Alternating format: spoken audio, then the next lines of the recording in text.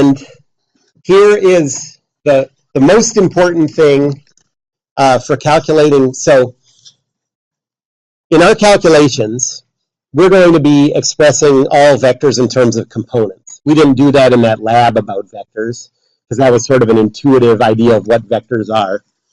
But calculating vector components.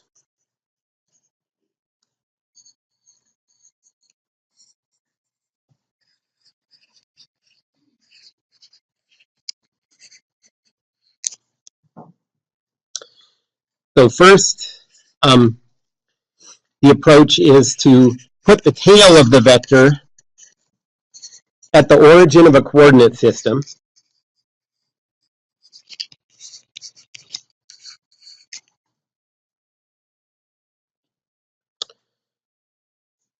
And then second, find the counterclockwise angle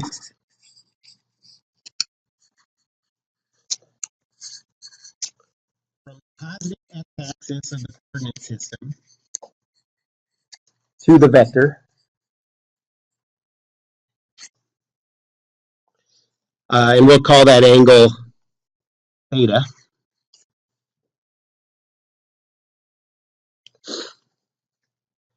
And then the vector components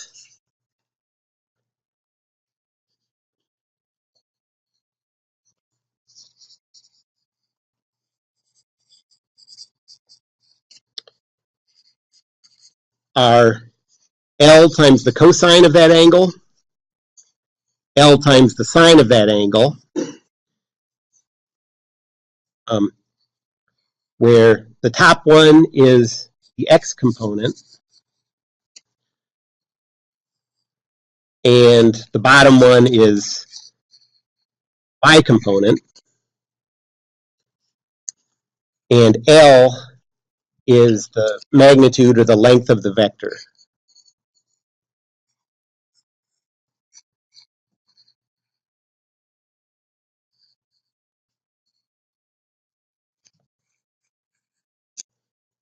The meaning of those components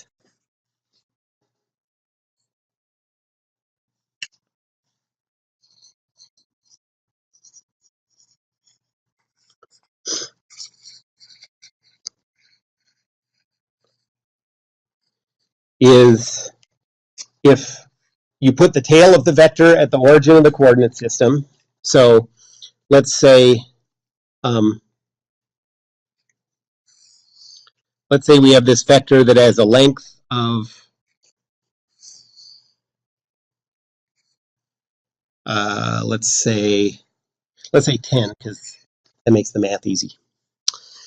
And we know that the angle between the horizontal and the vector is, let's say this is 30 degrees.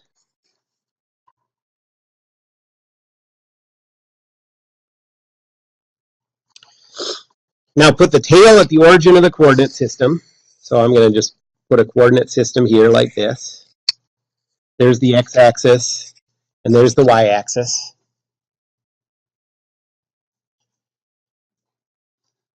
Then the x component is the x-coordinate of the head, and the y component is the y-coordinate of the head.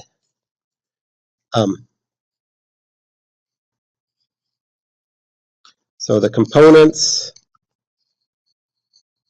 are the coordinates of the head of the vector. Yes?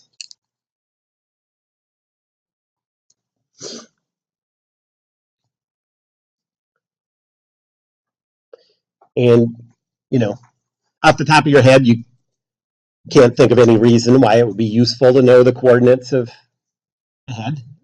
But it turns out that the calculations that we want to do, adding vectors together and multiplying vectors by numbers, are really easy when you have them expressed in components. So the arithmetic is really easy, and that's why we're going to do it. Okay. So in lab, we talked about an intuitive, like graphical meaning for adding vectors, multiplying vectors. In in the lecture, we're going to talk about the practical approach, the numerical approach, where you express a vector in its components, and we'll see that it's easy to just punch into your calculator and figure out how to do those. Okay.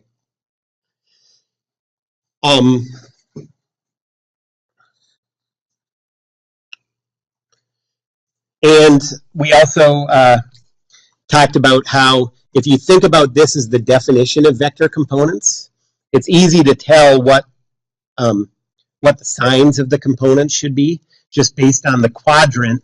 If you put the tail of the vector at the origin, if you look at what quadrant the head would be in, that tells you what the signs of the components would be. Like here in the second quadrant, is the x-coordinate positive or negative? Negative. Is the y-coordinate positive or negative?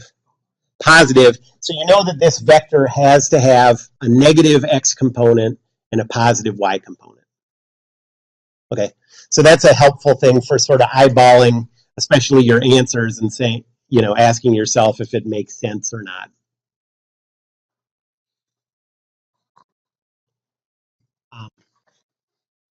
Okay, so let's do a couple calculations.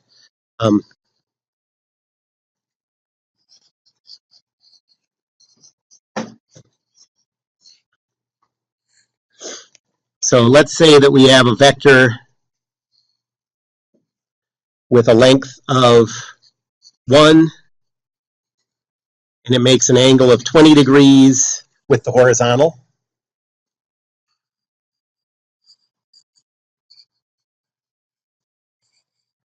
What are the components of this vector?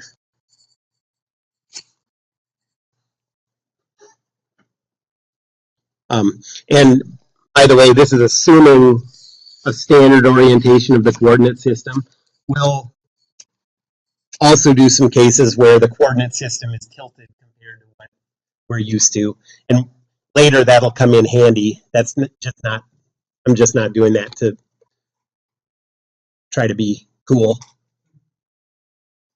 You know, that might make me look cool, just rotating the coordinate system, but that's not why.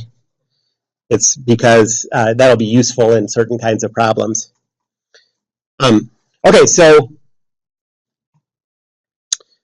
the length of this vector, so L is equal to 1. That's given. What's the counterclockwise? Well, imagine putting the tail of this vector at the origin of the coordinate system. So I'll draw the coordinate system like this. Now, what's the counterclockwise angle to go from the positive x-axis to the vector? All we're doing is just going from the positive x-axis up to here. So it's just positive 20. You could go, no one would ever do this because it's pointless, but you could go clockwise, and then it would be 360 minus 20. So it's 340 degrees clockwise, and you just have to call that a negative number. You could say, in this case, theta is equal to 20, or it's equal to negative 340. Okay, so the vector components are the length times the cosine of 20 degrees, length times the sine of 20 degrees. Make sure your calculators are in degrees, not radians. And that gives you 0.940, 0.342.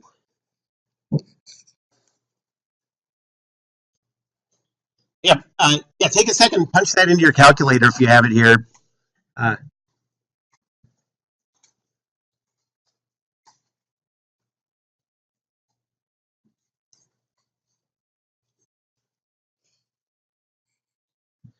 Okay.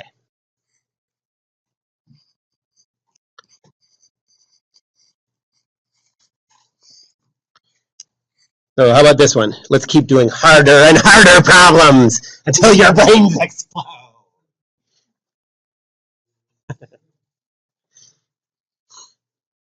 Your brains won't really explode.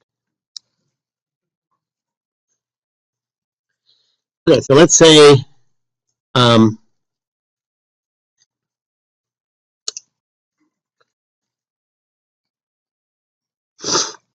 length is, let's say 20. And the angle, this angle is 10 degrees. And we want to calculate the components.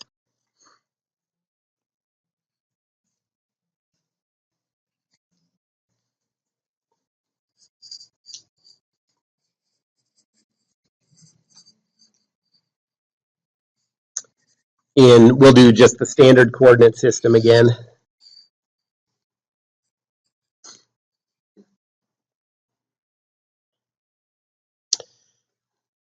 Okay, so what's the length? Yeah, L is 20. How about theta? So I'm going to take the coordinate system,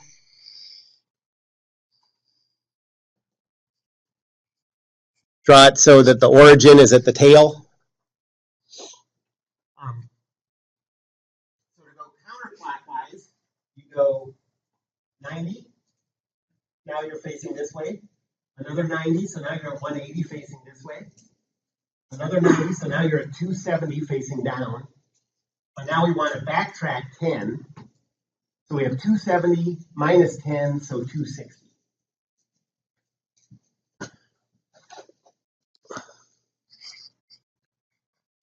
So theta is equal to 260. Or you could go the other direction.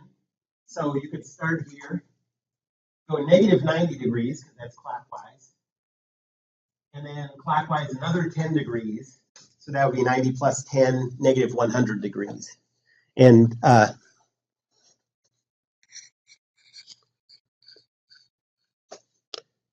negative. And those will both give the same answer.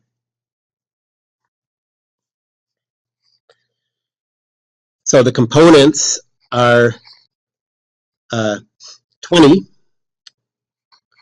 times cosine of 260, 20 times sine of 260,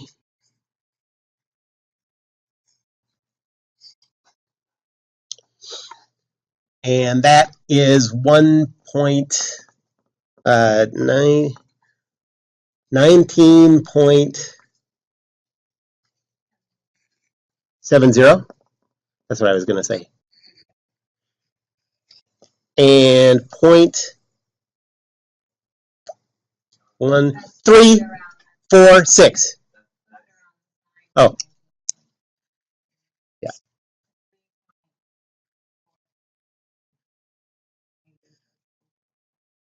Yeah, negative 19.7. Okay. So you get that. And if you had punched it in as 20 times cosine and sine of negative 100, you would have gotten the same thing. So with this one, does it make sense that both components are negative? Yeah, because the head is in the third quadrant. So they both have to be negative.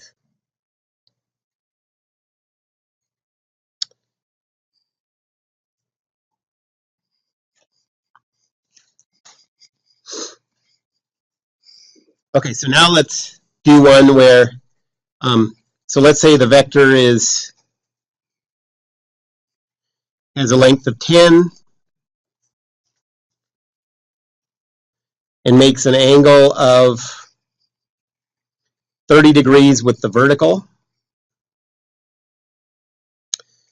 Now we're going to use a different coordinate system.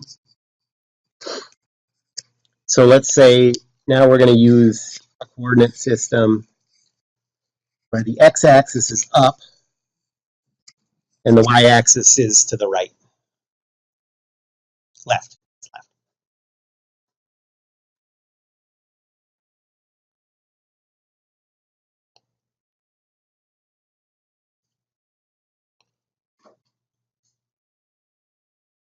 Okay, so to do this, I'm going to draw this funny coordinate system. What? I'm doing it because when we do problems where we're dealing with objects sliding along inclines, being able to do this is going to make the problem a lot easier. So I only have your best interests at heart. But it's like a tough love. So for this one, the x-axis is up, the y-axis is this way.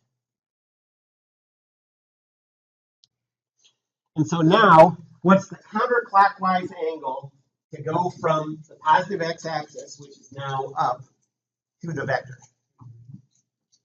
Yeah, that's right, 330. Or you could just go negative 30 and just take the short clockwise route. But yeah. Any questions about getting that angle? Okay, so L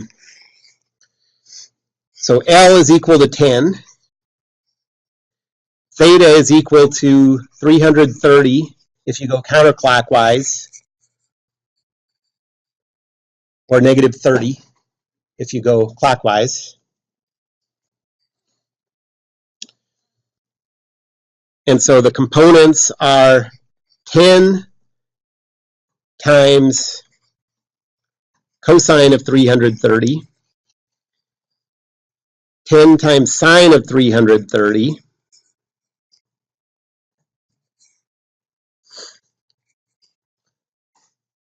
and so that is 8.66 and 5, negative 5.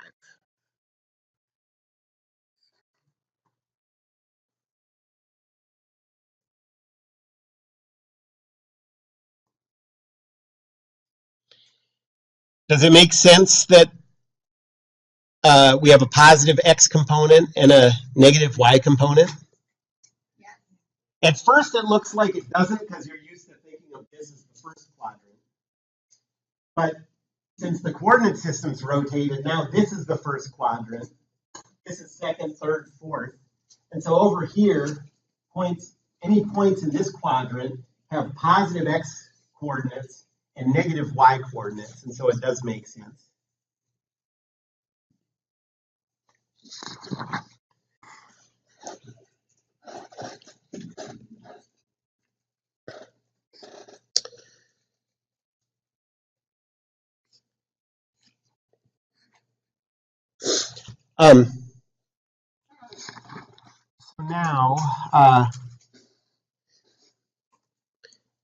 Now that I've introduced that sort of funny coordinate system, you might wonder what rules are there, for what coordinate systems are allowed.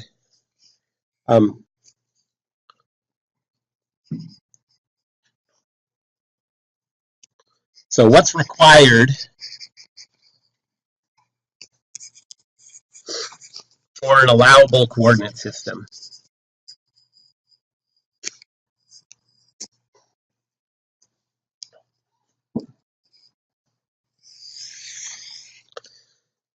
The first thing is the axes have to be perpendicular. The x and y axes have to be perpendicular.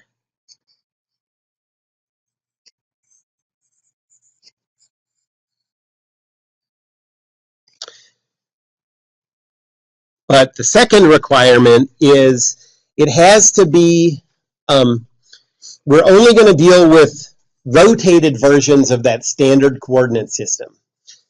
So I'll show you what that means.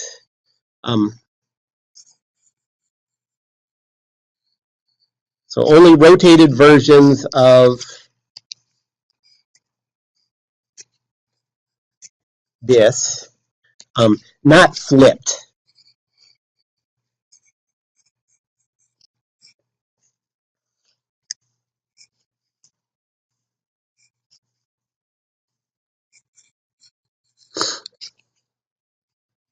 Okay, so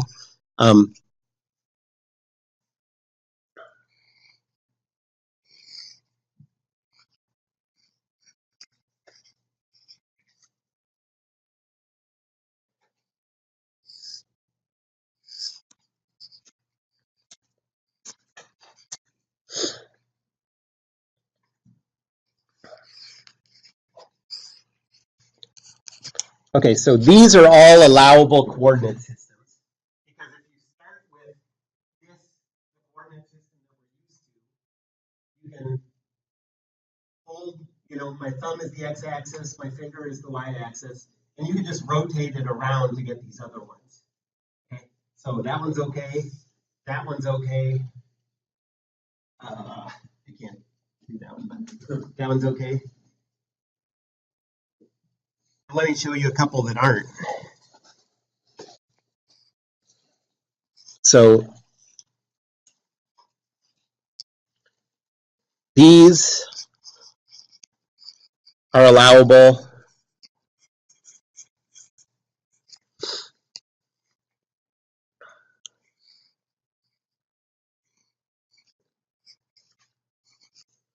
This,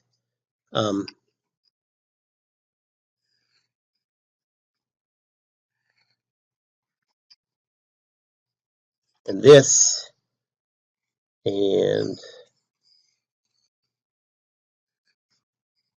this aren't.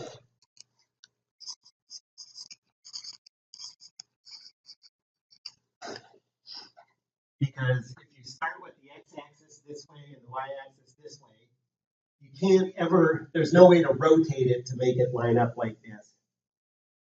In order to get it like this, you have to flip it at some point. Okay. So this is x, this is y. I can get my x to line up with y and my y to line up with x, but if all I'm doing is rotating, I can never make the x-axis line up there and get the y-axis to line up there. Wait, why can't you do the second one? The second one, because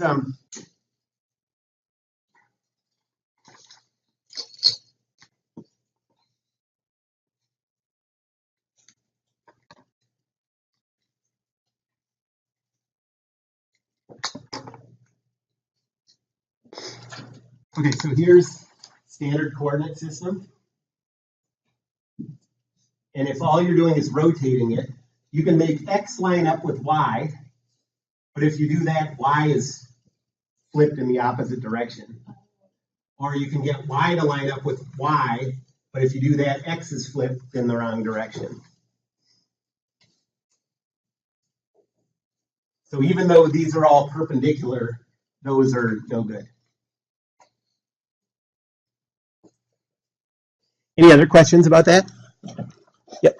Are you going to say we're going to be doing this on our next test, and will you always be giving us the rotated version of that, or are we going to have to try and guess that, or is there? Well, for problems like this, I have to give you the coordinate system. There'll be problems later where choosing the right coordinate system is part of the problem, but I'll tell you, we'll spend a lot of time talking about how to choose the right coordinate system. Any other questions? So that's all we need to know about how to calculate vector components.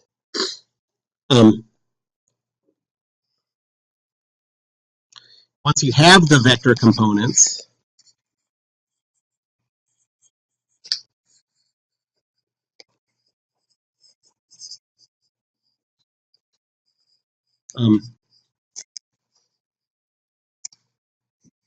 we'll use them, the components, to add vectors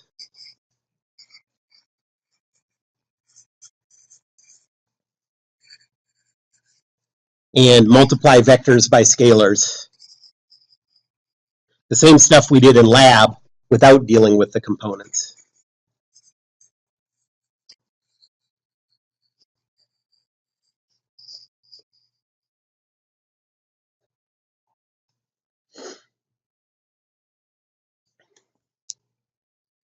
So first, here's how you add two vectors.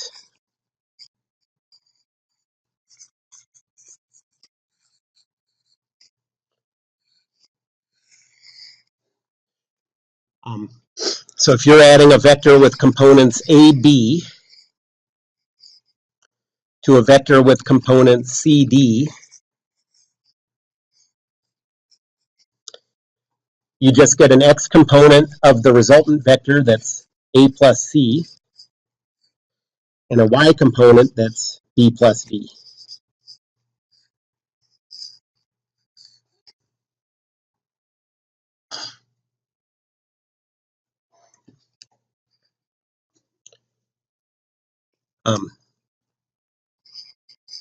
So for example,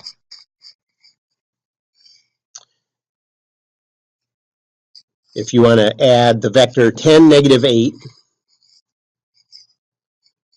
to the vector 2, 2, so you change this one to 3. 10, negative 8 to the vector 2, 3. You'll get, for the x component, 10 plus 2. For the y component, negative 8 plus 3. And so that's 12, negative 5.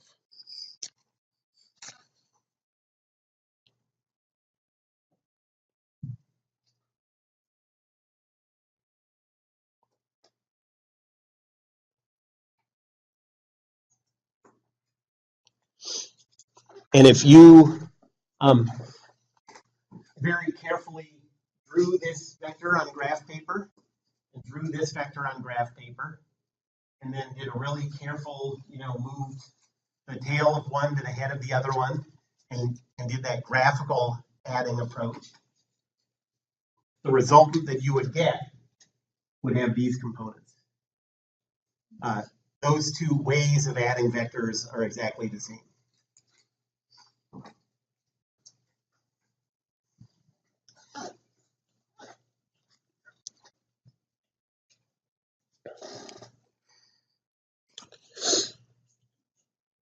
And then to multiply a vector by a scalar,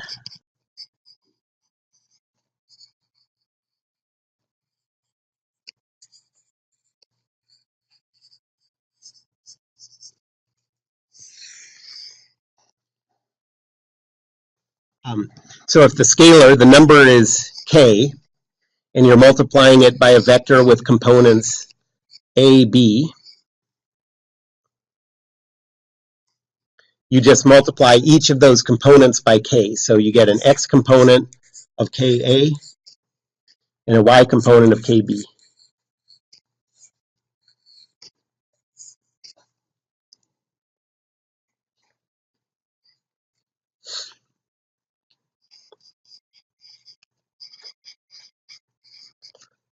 So for example, if you're multiplying the number 5 to the vector negative 6, negative 10,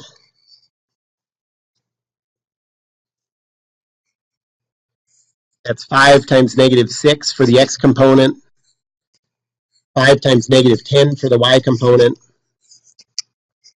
So that's negative 30 for the x, negative 50 for the y.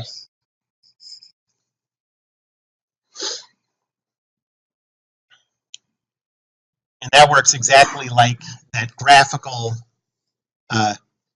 vector multiplication that we did in lab. So if you took this vector and kept it in the same direction, but just made its length 5 times as great, the components you would get would be this.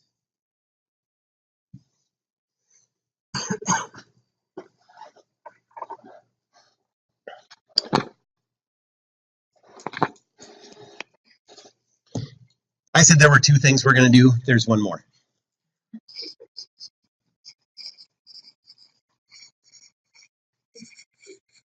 Okay, so if you have the components of a vector, sometimes you want to be able to calculate the length of the vector.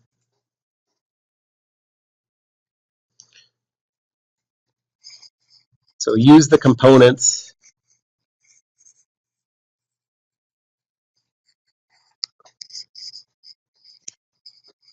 to calculate the vector's magnitude for length.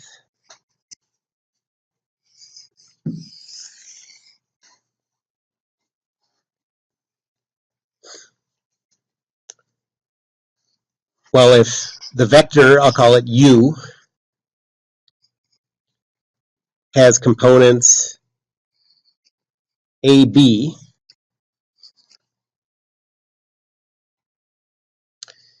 then the length of the vector you write as the absolute value of the vector, like that. That's just the notation that means length. And it's equal to a squared plus b squared square root.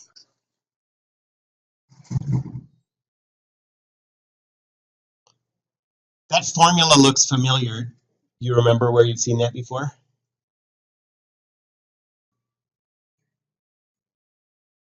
The Pythagorean theorem. So, and that's exactly what it is, and here's why. It's the Pythagorean theorem. You thought you'd never see it again.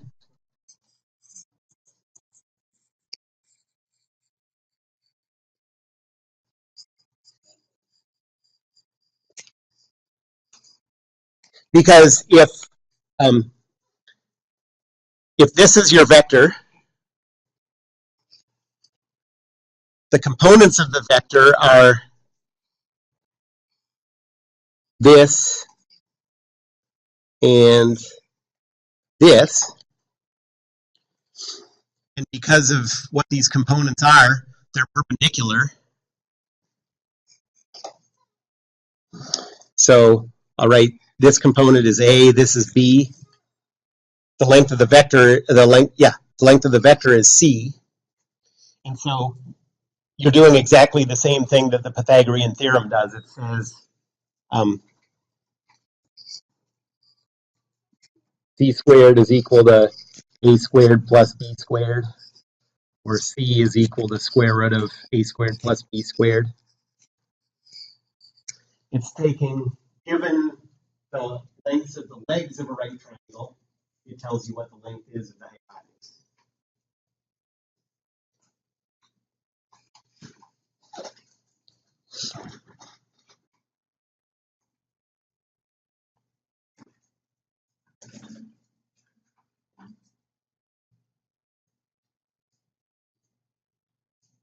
Any questions about that?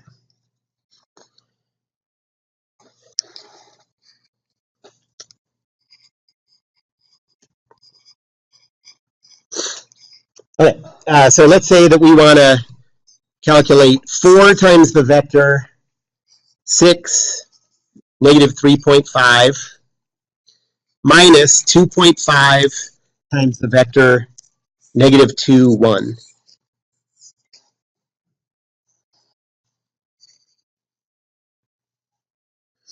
The orders of operation work just like they do with numbers. So we have to do the multiplications first and then do the subtraction. So 4 times this first vector is 4 times 6 is 24. 4 times negative 3.5 is negative 14.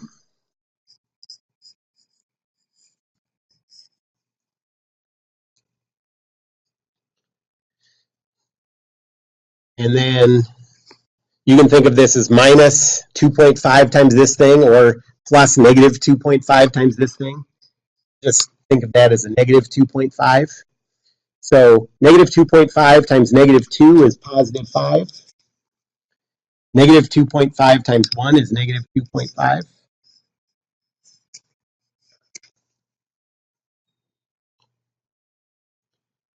And now we're adding those two vectors. So the x component is 29, and the y component is negative 16.5.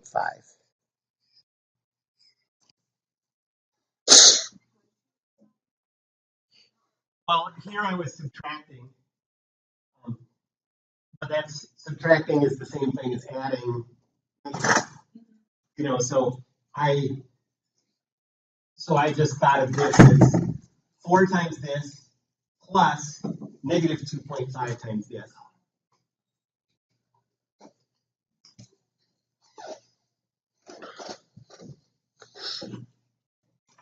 And, you know, again, if we had done it the graphical way, really carefully with the lengths and everything, and then used our definitions of multiplication and addition, the vector that we would have drawn as this solution would have been exactly this vector.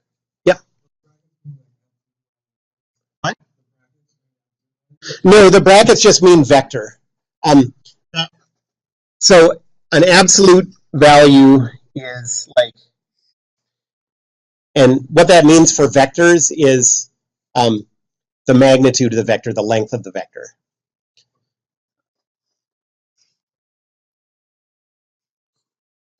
So yeah, the square brackets just mean that those are the components of a vector. What? Yeah, they bend over.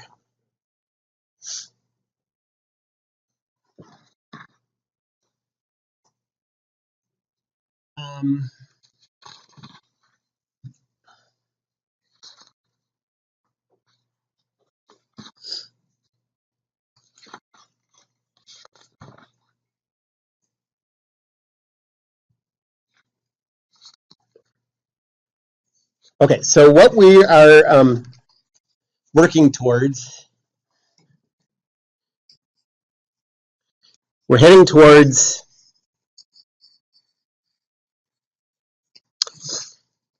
the constant acceleration equations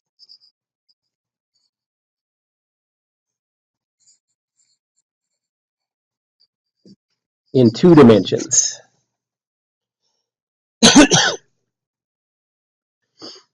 And those look like this. So we've had the equation that says V final is equal to V initial plus A time final. Now we're going to have this equation that holds for the x components of these vectors and the y components of these vectors. So I'll write it like this. The x component of V final is equal to the x component of V initial plus the x component of the acceleration times time final. Times are still not vectors, they're still just numbers. And we'll have the same thing for the y components. So VFY is equal to VIY plus AY times time final.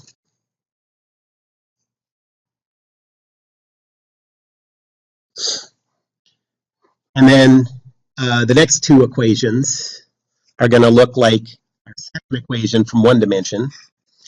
So that said P final is equal to P initial plus V initial time final plus 1/2 A times time final squared.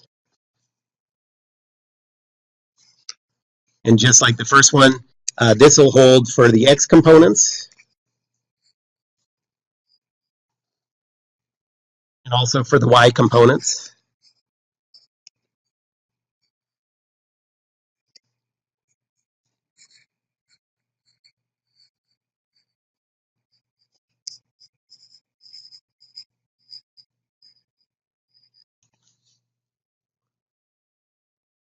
And then in 1D, our third equation said 2 times acceleration times the quantity P final minus P initial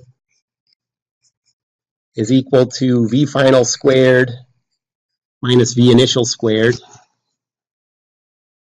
And in 2D, this is going to hold for the x components and the y components.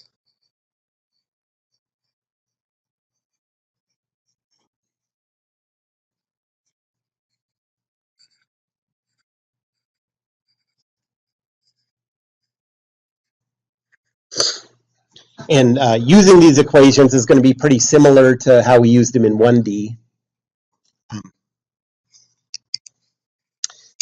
But now position, velocity, and acceleration are all vectors, so they all have 2 different components.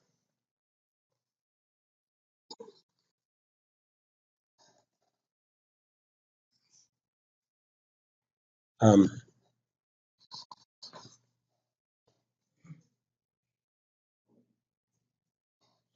okay, so the next thing we have to do is define the position vector, the velocity vector, and the acceleration vector. We don't know what those mean yet in 2 dimensions. So I'm going to, well, they mean pretty much the same thing they did in one dimension, but I'm going to go sort of quickly through it this time. But I'm going to start with position. So now I'm going to define the position vector, the velocity vector, and the acceleration vector.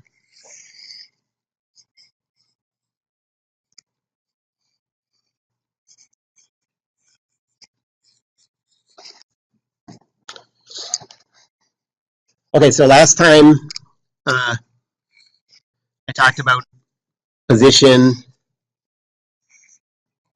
talking about this train on the track.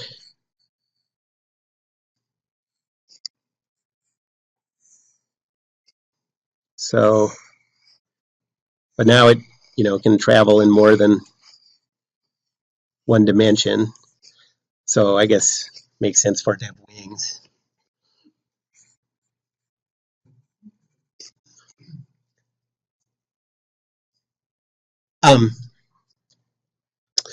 And the position vector, once you choose a, okay, well, what did we choose in one dimension in order to put a number on the position? What did we have to choose? We had to choose a positive direction and we had to choose a 0 position. So remember that in 1D, choosing the positive direction was really sort of a reference, direction, right? Now we can't use positive and negative because there's infinitely many directions. But the equivalent of choosing a positive direction is now we have to choose a coordinate system orientation.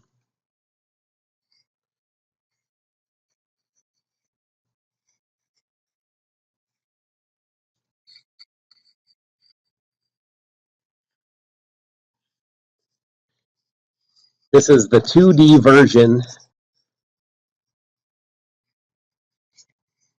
of the positive direction.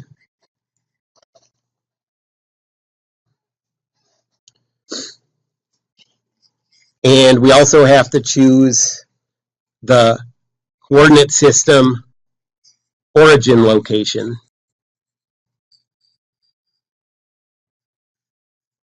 That's the 2D equivalent, the 2D version of the 0 position.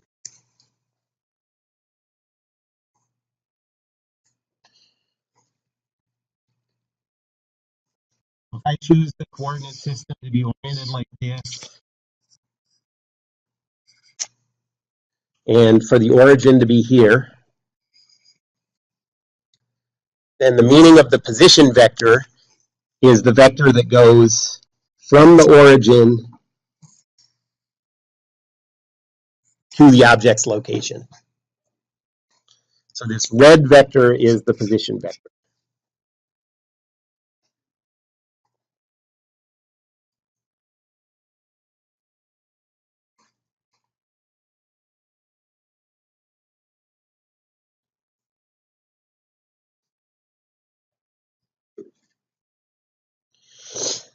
So in this case, with that choice of the coordinate system and with the train at that location, what would be the signs of the x and y components of the position vector?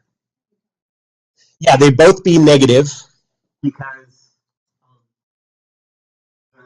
with the tail at the origin, the head is in the 3rd quadrant, and x and y are both negative in the 3rd quadrant.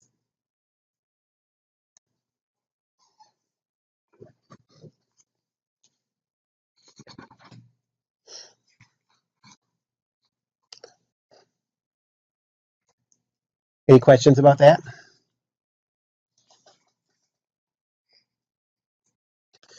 And then the velocity vector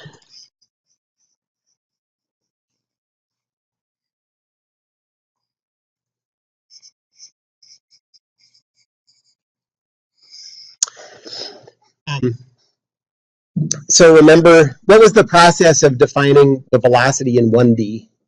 You remember how we did that?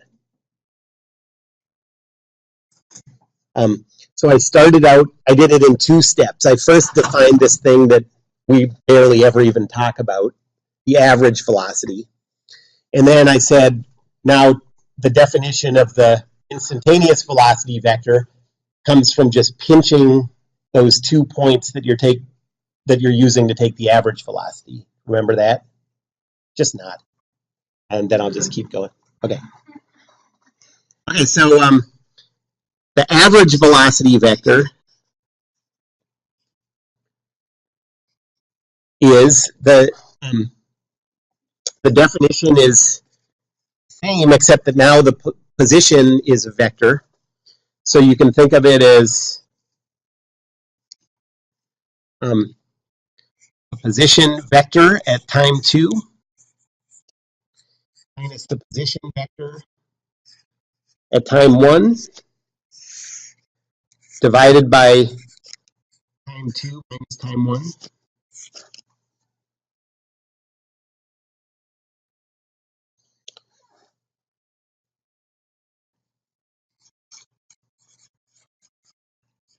And pinching T1 and T2 closer and closer together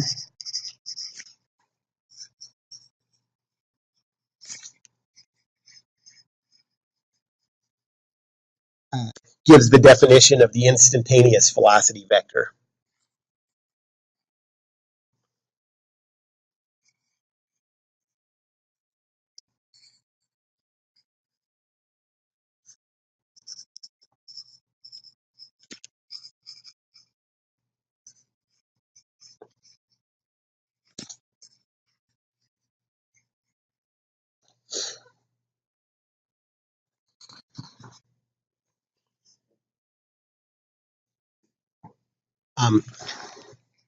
So one important thing about the velocity vector,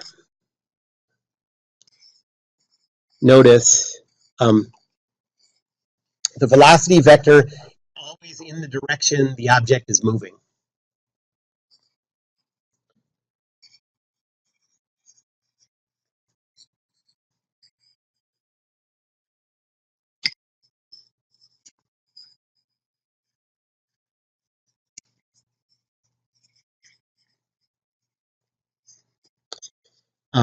And it also has the magnitude of the instantaneous speed.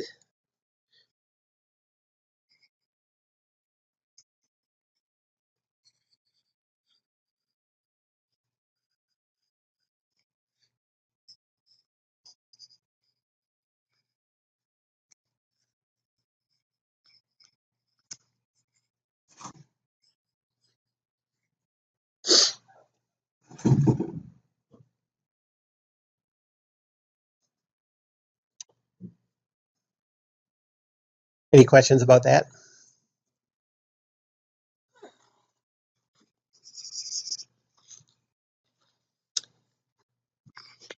And then the last thing we have to define is the acceleration vector.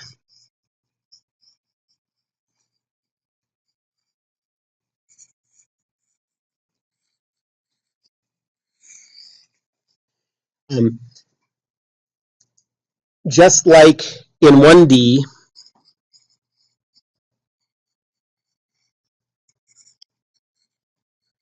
the acceleration vector measures how quickly the velocity vector is changing.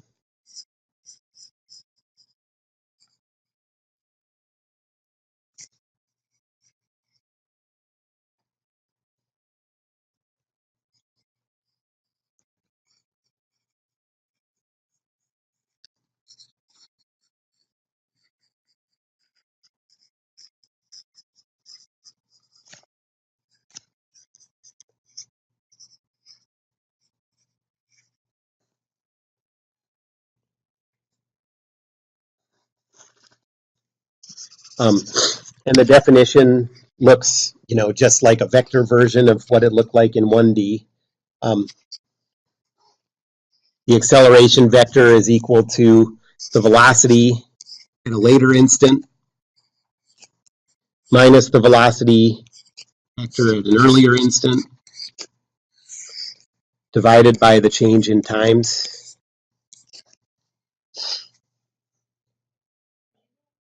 Yeah.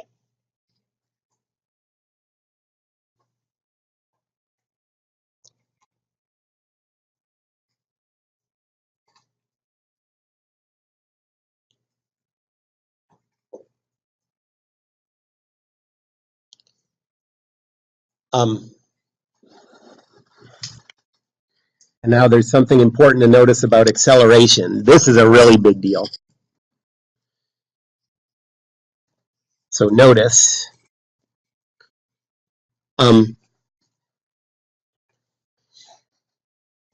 non-zero acceleration, just like it did in 1D, means that the velocity is changing, right? If you think about what this means, the velocity vector at t1 and t2 have to be different or there's no acceleration, right? That was true in 1D and it's true in 2D. So non-zero acceleration means the velocity is changing.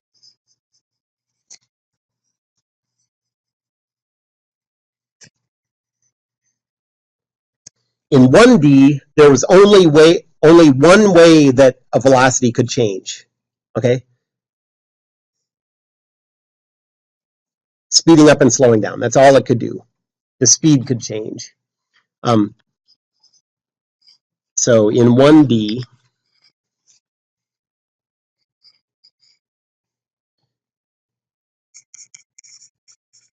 the velocity changes only when the speed changes.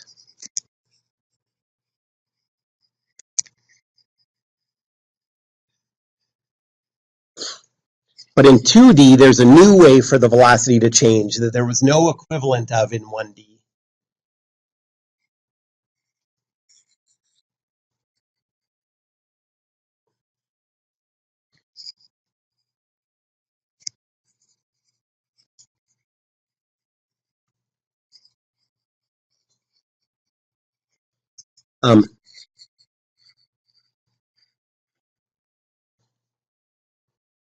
And that's turning.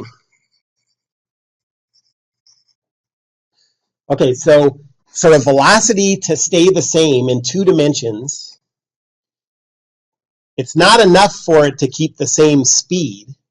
It needs to keep the same speed and keep moving in the same direction. If it changes direction or changes speed, then the velocity is changing and there's acceleration. Okay?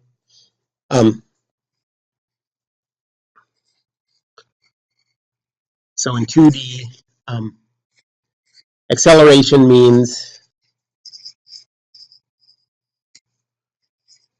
first speeding up or slowing down.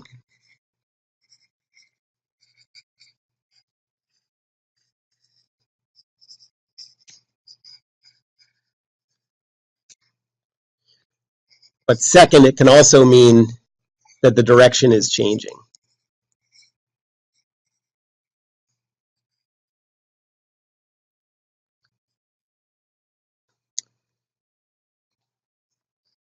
So think about this thing.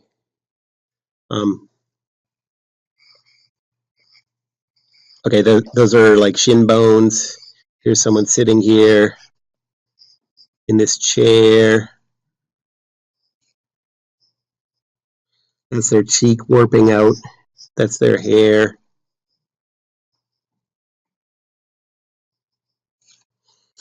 And then, so they're in like one of these astronaut training things that you see in the movies that may or may not be a real thing.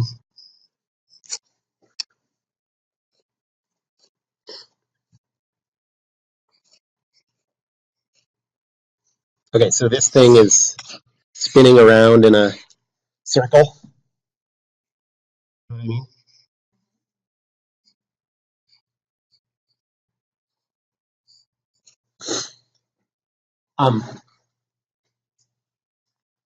So once this thing gets going, the speed that the astronaut or this poor person is going doesn't change. Okay, like say he's going, I don't know how fast, 50 miles an hour or something, just steady, right? But the whole idea of this is it produces huge accelerations. So it's training for like big multi-G accelerations. So how does this thing, if it's just going at 50 miles per hour the whole time, how does it produce accelerations? And the answer is that it's changing directions really fast. And since it's changing directions, and velocity is defined, you know, partly by its direction. That's what its vector nature means. If you're changing directions fast, you're producing big accelerations without speeding up or slowing down.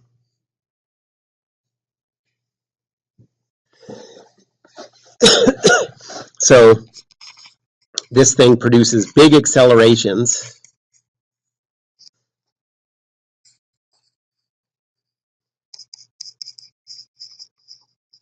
Even though the speed is constant.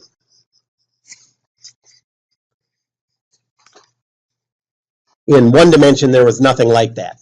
You know, the only way you could change velocity was to change speed.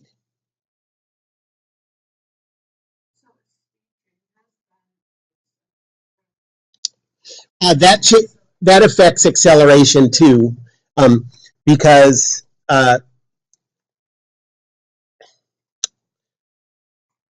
so remember the length of the velocity vector. I said that its magnitude, the length of that vector is the speed.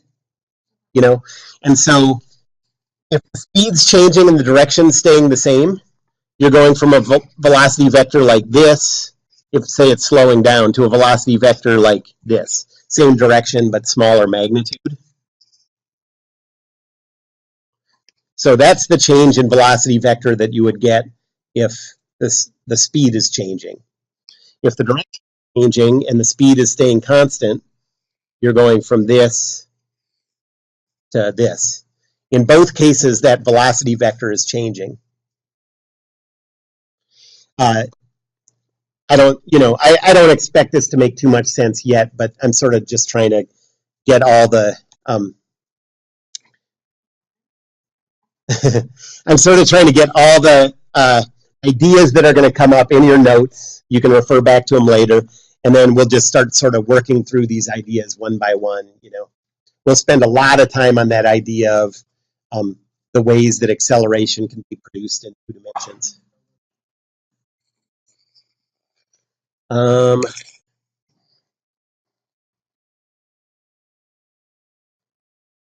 Let's stop there. And then, I'll put it on D2L. Hopefully, I think now you're ready to look at the vectors practice problems. So I'll, assign some of those, and pretty soon we'll be able to get into 2-dimensional kinematics problems.